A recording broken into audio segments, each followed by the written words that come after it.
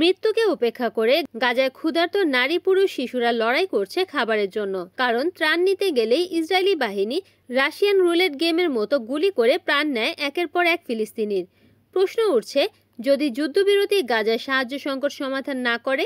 এই সংকটের কারণেই হামাস প্রস্তাবিত যুদ্ধবিরতিতে পরিবর্তন চেয়েছে, যাতে সাহায্য প্রবেশ নিশ্চিত হয় এবং ইসরায়েল মার্কিন সমর্থিত গাজা হিউম্যানিটেরিয়ান ফাউন্ডেশন বন্ধ হয়, যার গেটে ইসরায়েল প্রতিদিন সাহায্য পাওয়ার অপেক্ষায় থাকা মানুষদের হত্যা করে।